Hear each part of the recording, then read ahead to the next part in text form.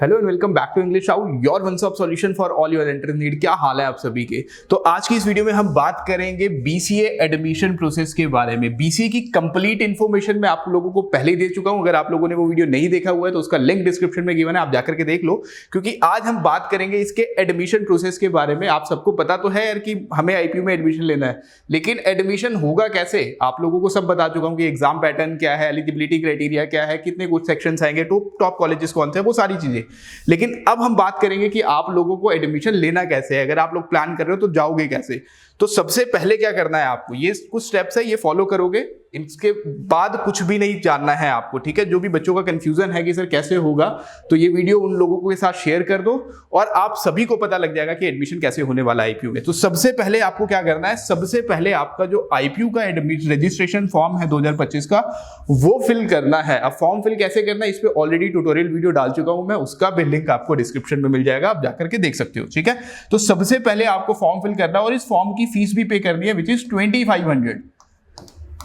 अब form fill करते हुए ना बच्चे कहते हैं कि सर लास्ट ईयर तक इसकी जो फीस होती थी वो 1500 रुपए होती थी, तो इस बार 2500 क्यों। तो इस बार उन्होंने क्या किया हुआ है कि जो स्टेप 1 के साथ उसके बाद जो सेंट्रलाइज काउंसलिंग है ना, पहले सेंट्रलाइज काउंसलिंग की 1000 फीस होती थी। 1000 ये फीस कब पे करनी होती थी, बाद में जब एंट्रेंस हो जाता था। इस बार आईपीयू ने क्या किया कि 1500 रुपए रजिस्ट्रेशन फीस प्लस 1000 रुपीज उसके काउंसलिंग के चार्जेस उन्होंने एक साथ ले लिए, तो 2500 हो गया। इसका मतलब जो बाद में आईपीयू की जो सेंट्रलाइज काउंसलिंग होगी, वो सेंट्रलाइज काउंसलिंग के आपको 1000 रुपीज जो है वो पे नहीं करना है, ठीक है। तो ये हो गया। सबसे पहले क्या करोगे आप, एप्लीकेशन फॉर्म फिल करोगे। अब एप्लीकेशन फॉर्म फिल करने के बाद क्या करना है, आप लोगों को वेट करना है आपके एडमिट कार्ड आने का। एडमिट कार्ड जो आईपीयू के रिलीज हो जाएंगे वो हो जाएंगे 15 अप्रैल तक, क्योंकि 26 अप्रैल से आईपीयू के जो एंट्रेंस है वो स्टार्ट हो जाएंगे। 26 मई से 8 मई तक ये एंट्रेंसेस हो जाएंगे। तो उस रजिस्ट्रेशन फॉर्म फिल करने के बाद आप लोगों को जाना है, एडमिट कार्ड डाउनलोड करना है। एडमिट कार्ड के बाद आप एंट्रेंस एग्जाम दोगे। एंट्रेंस के 1 वीक बाद वो रिजल्ट आ जाएगा। रिजल्ट आने के बाद फिर क्या करना है, रिजल्ट आने के बाद जब रिजल्ट आ जाएगा तो फिर आपको पार्टिसिपेट करना है ऑनलाइन सेंट्रलाइज काउंसलिंग। अब आईपीयू का ये जो ऑनलाइन सेंट्रलाइज काउंसलिंग है ना, उसने अपने एडमिशन प्रोसेस को ऑनलाइन सेंट्रलाइज काउंसलिंग कहता है। काउंसलिंग का शब्द सुनते ही कुछ बच्चों में घबराहट सी होने लगती है कि सर ये काउंसलिंग क्या, वो कुछ पूछेंगे, कुछ क्वेश्चंस कहेंगे। तो बिल्कुल भी नहीं। उनका जो एडमिशन प्रोसेस है उसको ये सारा ऑनलाइन होगा, इसीलिए उन्होंने ऑनलाइन सेंट्रलाइज्ड काउंसलिंग बोला हुआ है। ये कंप्लीट एडमिशन प्रोसेस होगा जो ऑनलाइन ही होगा। आईपीयू कुछ भी ऑफलाइन नहीं करता है, ना आपको कॉलेजेस ऑफलाइन जाना है, ना कोई डॉक्यूमेंट ऑफलाइन वेरीफाई होगा, सारी चीजें ऑनलाइन होंगी। तो सबसे पहले आपको क्या करना है कि पार्टिसिपेट करना है ऑनलाइन सेंट्रलाइज्ड काउंसलिंग में। इसका एक एप्लीकेशन फॉर्म निकलेगा, वो भी उस टाइम पे जब निकलेगा तो मैं आप लोगों को बता दूंगा कि फिल कैसे करना है। अब सेंट्रलाइज्ड काउंसलिंग क्यों, तो यहां पे क्या क्या चीजें आपको मेनली डालनी होती है। सबसे पहले आपके 12th के मार्क्स, क्लास 12th के मार्क्स अपलोड करने होंगे उस टाइम पर, क्योंकि तब तक आपका रिजल्ट आ चुका होगा। 12th के मार्क्स के बाद आप लोगों का जो कैटेगरी सर्टिफिकेट है वो वेरीफाई होगा। अब जैसे यहां पे कैटेगरी कौन कौन सी, स्पेशली ईडब्ल्यूएस और ओबीसी, क्योंकि ईडब्ल्यूएस और ओबीसी वाले कैटेगरी के बच्चों को मैं पहले ही बताता हूं कि आपका जो सर्टिफिकेट होना चाहिए वो 31 मार्च 2025 के बाद का लगेगा। अभी आप लोगों ने फॉर्म फिल करते हुए पुराना चल जाएगा जो 2024 में या कभी भी आपने बनवाया होगा, लेकिन सेंट्रलाइज्ड काउंसलिंग में आपका जो ओबीसी और ईडब्ल्यूएस का कैटेगरी का जो सर्टिफिकेट है वो 31 मार्च 2025 के बाद का होना चाहिए। जो एससी एसटी है उनको कुछ नहीं करना है, आपका जो वो है डॉक्यूमेंट वो एज इट इज चलेगा, ठीक है। तो यहाँ पे जब आप पार्टिसिपेट कर लोगे तो इसके बाद सेकेंड फेज आता है यहाँ पे डॉक्यूमेंट वेरिफिकेशन का। जब आप लोगों ने सेंट्रलाइज काउंसलिंग है उसमें पार्टिसिपेट कर लिया, उसका एप्लीकेशन फॉर्म फिल कर दिया, तो उसके बाद क्या होता है कि आप लोगों के जो डॉक्यूमेंट्स है वो वेरीफाई किए जाएंगे आईपीयू द्वारा। ये सारी चीजें ऑनलाइन होंगी, ठीक है।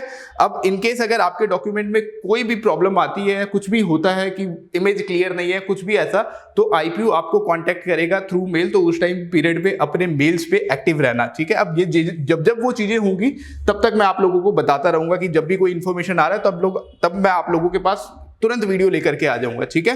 तो उसके बाद फिर सेकंड फेज, थर्ड फेज क्या आएगा, थर्ड फेज आएगा आपकी चॉइस फिलिंग का। अब मान लो कि आपको एक रैंक अलॉट हो गया, आपको कोई भी रैंक अलॉट हुआ है, आपका रैंक 1 है, 1000 है, 10,000 है, कोई भी आपको रैंक अलॉट हुआ है, उसके बाद आईपीयू का कहता है कि अब आपको ना चॉइस फिलिंग खुद से करनी है।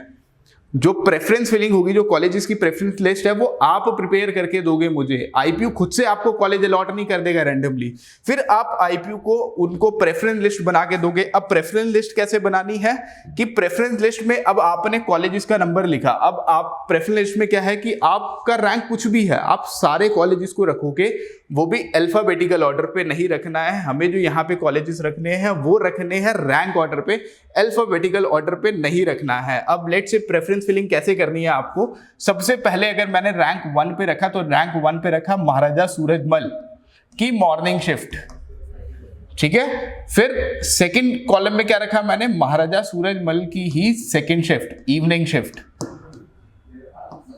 अब आईपीयू में क्या है कि हर एक कॉलेज में ना 2 शिफ्ट चलती है, मॉर्निंग और इवनिंग। अब मैं महाराजा सूरजमल की मॉर्निंग और इवनिंग क्यों रख रहा हूं, क्योंकि महाराजा सूरजमल दिल्ली में रैंक 1 पे एंड ऑल इंडिया रैंक 10 पे लाया करता है फॉर बीसीए, ठीक है। अब थर्ड कॉलेज में मैंने क्या रखा, थर्ड कॉलेज में हमने रखा विप्स की मॉर्निंग शिफ्ट,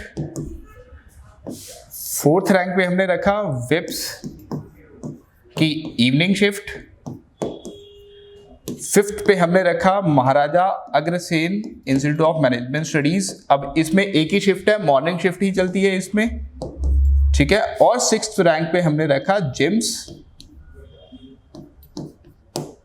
वसंत कुंज की मॉर्निंग शिफ्ट, ठीक है। अब आप लोगों को ध्यान ये रखना है कि जब हम प्रेफरेंस फिलिंग करेंगे ना, वैसे जब प्रेफरेंस फिलिंग चॉइस फिलिंग आएगी तो वहां पर मैं आपको एक प्रेफरेंस लिस्ट पहले से बना करके दे दूंगा कि आपका कोई भी रैंक है, आपको प्रेफरेंस वो शिफ्ट जो मैं बताऊंगा वही डालनी है आपको, जिसपे आपका अगर रैंक 10,000 है ना तो भी आप टॉप 5 या टॉप 6 कॉलेज में एडमिशन मिल जाएगा। लेकिन मिलेगा कैसे कि वो प्रेफरेंस फिलिंग आपकी एकदम करेक्ट होनी चाहिए। तो प्रेफरेंस फिलिंग के लिए मैं आपको गाइड करूंगा at the time of choice filling, ठीक है, जब स्टार्ट होगी आईपीयू की, ठीक है। ये आपकी प्रेफरेंस फिलिंग बन गई है, ये चॉइस लिस्ट। अब मैंने कहा आईपीयू में टोटल कॉलेजेस कितने हैं, 30। अब 30 कॉलेजेस, जिसमें कुछ कॉलेजेस है जिसमें मॉर्निंग और इवनिंग शिफ्ट है, जो टोटल प्रेफरेंस आपकी फिल होगी वो अप्रोक्सीमेटली फिल होगी 50 to 55 कॉलेजेस की, जो आपको सारे डालने होंगे रैंकिंग ऑर्डर में। अब आईपीयू करता क्या है कि अपने कॉलेजेस को ना 3 कैटेगरी में डिवाइड करता है। तो आईपीयू में 3 कैटेगरी के कॉलेजेस हैं, A+, जिसे हम टीयर 1 के कॉलेजेस कहते हैं, फिर A कैटेगरी और फिर B कैटेगरी, ठीक है। तो हमें जो प्रेफरेंस फिलिंग है वो इसी ऑर्डर में डालने की। सबसे पहले हम डालेंगे A+ कैटेगरी वाले कॉलेजेस, फिर डालेंगे A कैटेगरी वाले कॉलेजेस और फिर लास्ट में डालेंगे B कैटेगरी वाले कॉलेजेस। तो ये चीजें मैं आपको बताऊंगा at the time of choice filling, ठीक है। तो थर्ड प्रेफरेंस हो गया हमारा चॉइस फिलिंग का, ठीक है। अब थर्ड फेज जो आएगा वो आएगा चॉइस फिलिंग का।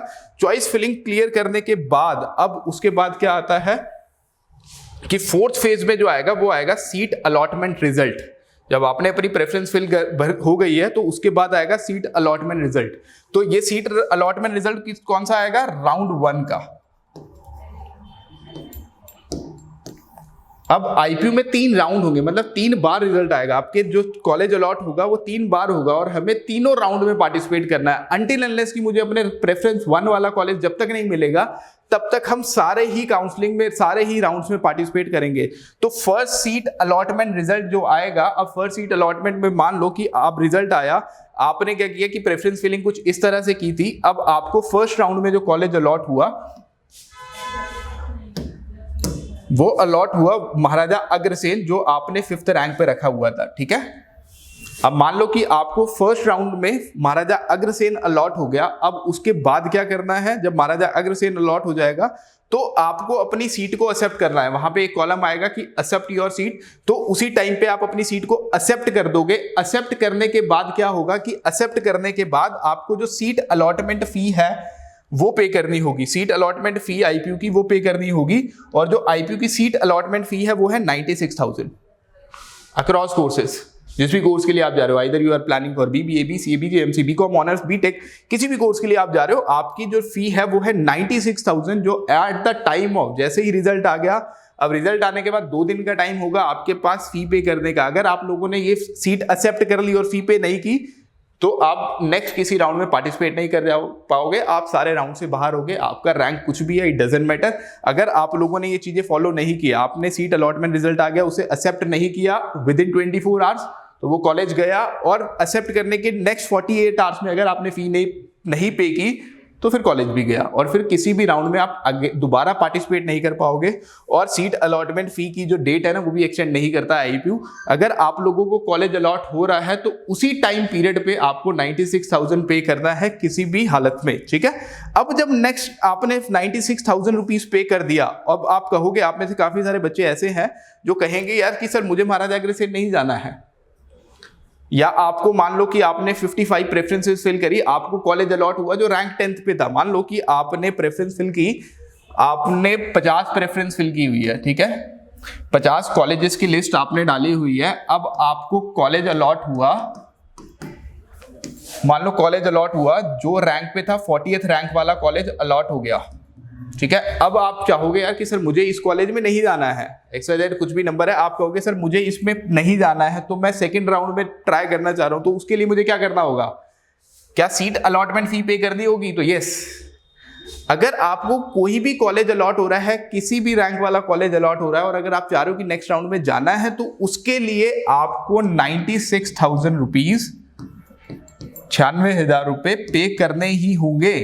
अगर आप पे नहीं कर रहे हो तो आप सेकंड राउंड में, थर्ड राउंड में पार्टिसिपेट नहीं कर पाओगे, ठीक है। तो जब आपने 96,000 पे कर दिया, बच्चों का डाउट होता है कि सर मुझे नहीं जाना है तो क्या मैं विड्रॉल कर लूं? तो ऐसा बिल्कुल नहीं करना है। मैंने क्या कहा यहाँ पे कि 3 राउंड होते हैं, ये तो राउंड 1 का रिजल्ट है ना, घबरा के राउंड 2 भी आएगा, राउंड 3 भी आएगा। तो राउंड 1 के रिजल्ट के बाद जब आपने 96,000 पे कर दिया तो फिर आईपीयू दोबारा एक मौका देगा आपको राउंड 2 में जाने के लिए। वो कैसे करना है? फिर उसके बाद लास्ट फेज में जो हमारे पास आएगा वो आएगा,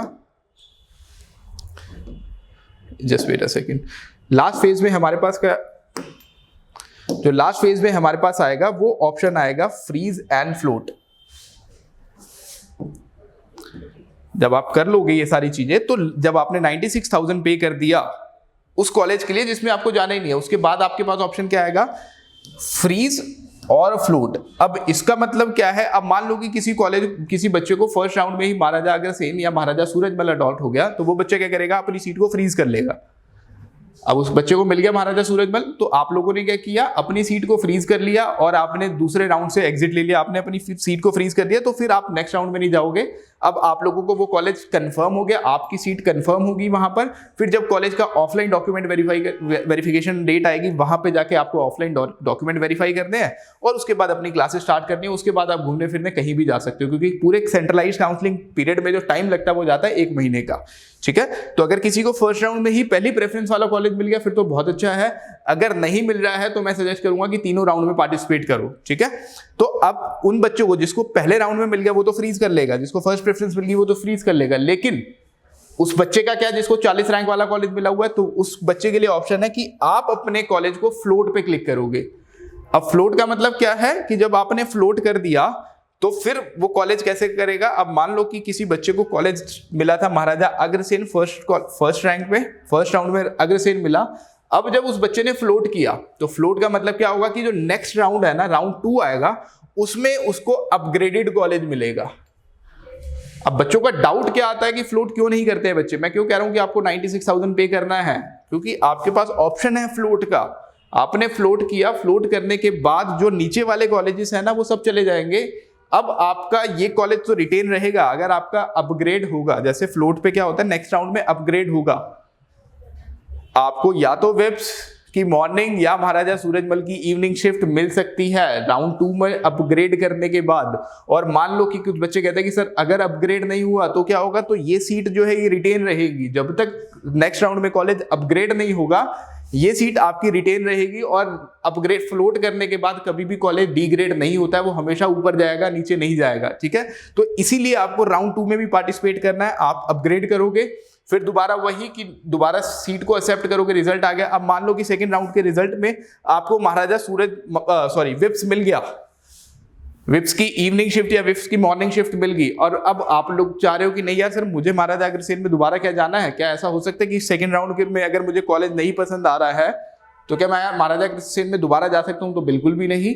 एक बार आप लोगों का कॉलेज अपग्रेड हो गया तो आप फिर डिग्रेड नहीं कर सकते, ठीक है। अगर एक बार कॉलेज मुझे महाराजा अग्रसेन से अपग्रेड होकर के सेकंड राउंड में विप्स मिल गया तो मुझे वही लेना पड़ेगा, ठीक है। और अपग्रेड होता ही होता है, ये चीज की मैं 100% श्योरिटी दे रहा हूं कि कॉलेज अपग्रेड 100% होता है, ठीक है। अब आप लोगों को विप्स मिला। अब मान लो यहाँ पे एक और मैंने कहा कि यहाँ पे मान लेते हैं ये तो चलो टॉप कॉलेजेस वाले हैं। अब कोई जो बच्चा था जिसको 40th रैंक पे कॉलेज मिला था, अब इसको क्या हुआ, सेकंड राउंड में जो कॉलेज मिला वो मिला 30th रैंक वाला। ठीक है, आपको कॉलेज कौन सा मिला, जो आपके रैंक 30 पे था। अब आपका कॉलेज भी अपग्रेड हो रहा है। अब आप चाह रहे हो कि नहीं यार मुझे टॉप 10 में जाना है, तो फिर राउंड 2 के बाद दोबारा अपग्रेड करो, दोबारा वही प्रोसीजर कि 96,000। अब आपने एक बार जब 96,000 पे कर दिया तो दोबारा नहीं करना है हर राउंड में। सीट अलॉटमेंट फी है वो एक ही टाइम पे करनी है, 96,000, वो अगले राउंड में नहीं पे करनी है। अब जिस बच्चे को पहले राउंड में नहीं अलॉट हुआ था, सेकंड राउंड में अलॉट हुआ, वो पे करेगा, क्योंकि फी आपको एक ही बार पे करनी है। ठीक है, तो नेक्स्ट राउंड में आपको 30th रैंक का कॉलेज मिला, उसके बाद दोबारा वही कि सीट को एक्सेप्ट करो, फ्रीज एंड फ्लोट करो। आपको 30th रैंक वाला है, फिर आप फ्लोट करोगे, नेक्स्ट राउंड में जाओगे, नेक्स्ट राउंड में फिर कॉलेज प्रेफरेंस मिलेगा। अब मान लो कि जो राउंड 3 का रिजल्ट आया, ठीक है, अब आपका राउंड 3 का रिजल्ट आया। अब राउंड 3 में आपको कॉलेज अलॉट हुआ जो 10th रैंक पे है। अब कह रहे हो कि सर मुझे इसमें भी नहीं जाना है। अब आपको राउंड 3 का कॉलेज अलॉट हुआ, अब आप चाह रहे हो कि नहीं सर अब मुझे इसमें जाना ही नहीं है, मुझे आईपीयू में बीसीए में एडमिशन लेना ही नहीं है, तो अब 96,000 का क्या वो डूब गए? अगर आपको ये 10th रैंक वाला कॉलेज भी नहीं चाहिए तो उसके बाद आप अपने इस 96,000 को रिफंड ले सकते हो। जो 96,000 रुपीज पे कर रहे हो ये 100% रिफंडेबल है। इस फीस को आप रिफंड ले लोगे, आपके अकाउंट में ट्रांसफर कितना होगा, 95,000। 1,000 रुपए कटने के बाद आपको ये कंप्लीट अमाउंट आपके अकाउंट में मिल जाएगा।